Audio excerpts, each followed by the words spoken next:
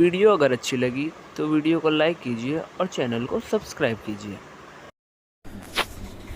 حضرت عبداللہ بن عامر رضی اللہ تعالیٰ عنہ نے حضرت عائشہ رضی اللہ تعالیٰ عنہا کی خدمت میں کچھ دام اور کچھ کپڑا کسی قاصد کے ہاتھ بھیجا۔ قاصد کہتے ہیں چٹھی لے جانے والا، جو پیغام پہنچانے والا ہوتا ہے اس کو قاصد کہتے ہیں۔ حضرت عائشہ رضی اللہ تعالیٰ عنہا نے یہ کہہ کر واپس کر دیا کہ میری عادت تو کسی سے لینے کی نہیں ہے۔ جب وہ قاصد واپس جانے لگا، گھر سے نکلا ہی تھا، حضرت عائشہ رضی اللہ عنہا نے اس کو واپس بلا لیا اور اس ہدیے کو رکھ لیا، اور یہ فرمایا کہ مجھے ایک بات یاد آ گئی۔ حضور اقدس صلی اللہ علیہ وسلم نے مجھ سے یہ فرمایا تھا کہ عائشہ بے مانگے کوئی چیز ملے تو اس کو لے لینا، وہ اللہ کی طرف سے روزی ہے جو تمہاری طرف بھیجی گئی ہے۔ غالباً یہ ابتدائی قصہ ہوگا، یعنی شروع کا واقعہ ہوگا۔ اس کے بعد حضرت عائشہ رضی اللہ تعالی عنہا ہدیوں کو قبول کرنے لگی۔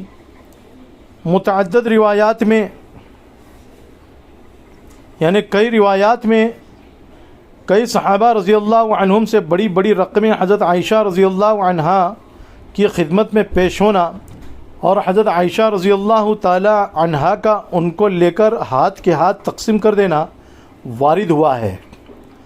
واصل ابن خطاب رضی اللہ تعالی عنہ کہتے ہیں کہ میں نے حضور صلی اللہ علیہ وسلم سے دریافت کیا کہ آپ نے یہ ارشاد فرمایا تھا کہ کسی سے کچھ مانگنا نہیں۔ حضور نے فرمایا کہ ہاں، مانگنے کے متعلق میں نے کہا ہے، لیکن بغیر مانگے اگر اللہ تعالیٰ کوئی چیز عطا فرما دے تو اس کو لے لینا، وہ اللہ کی طرف سے روزی ہے جو اللہ تعالیٰ نے تم کو دی ہے۔ حضرت ابو ہریرہ رضی اللہ تعالیٰ عنہ بھی حضور صلی اللہ علیہ وسلم کا یہ ارشاد نقل کرتے ہیں کہ جس شخص کو اللہ جل شانہ بے مانگے کوئی چیز دلوائے تو اس کو قبول کر لینا چاہیے، وہ اللہ کی طرف سے اس کو روزی بھیجی گئی ہے۔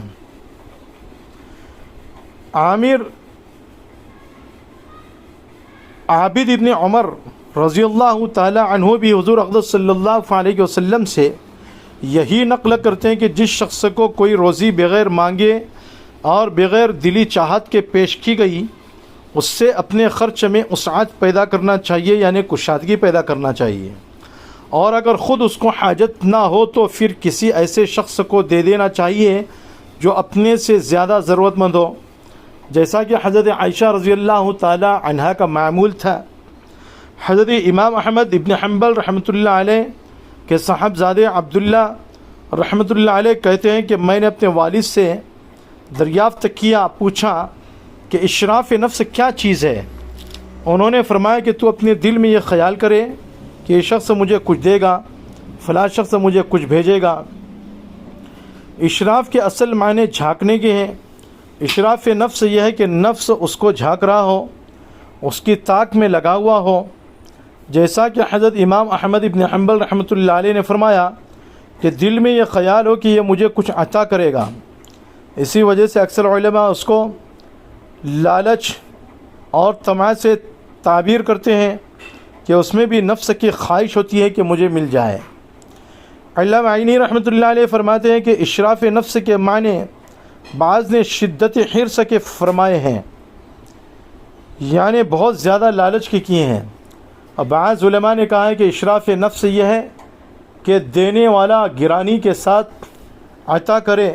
یعنی بہت سمجھ کر ناپسندیدگی کے ساتھ میں عطا کرے۔ امام غزالی رحمۃ اللہ علیہ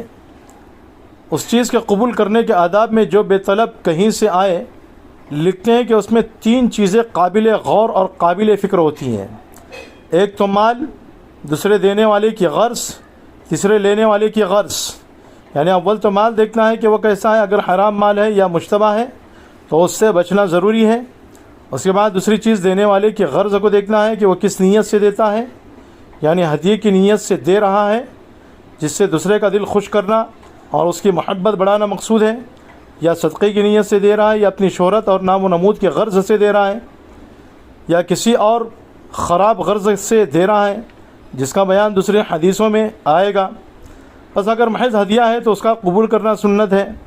بہت سی حدیث میں ہدیے کے دینے کی اور قبول کرنے کی ترغیب آئی ہے، جیسا کہ اللہ کے رسول صلی اللہ علیہ وسلم نے فرمایا تحادوا تحابوا، آپس میں ہدیہ لیا دیا کرو۔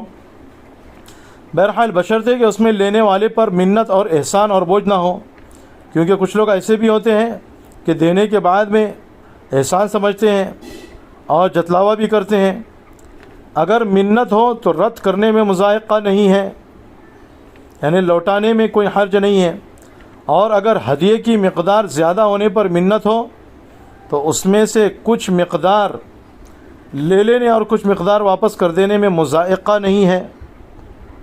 منت کے معنی ہوتے ہیں احسان کے۔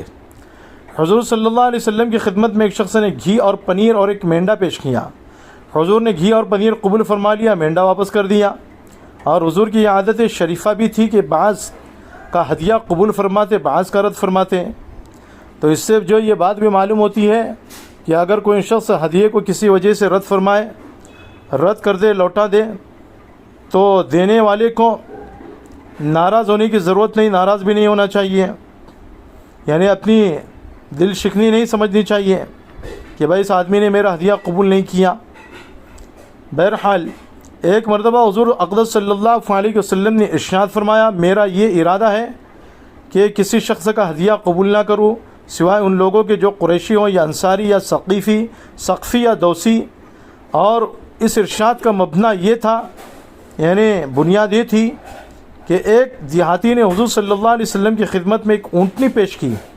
حضور صلی اللہ علیہ وسلم کی عادت شریفہ چونکہ ہدیے کا بدلہ مرحمت فرمانے کی تھی، اس لیے اس کے بدلے میں حضور نے 6 اونٹ اس کو دیے، جو اس نے کم سمجھے کہ وہ ان سے بھی زائد کا امیدوار تھا،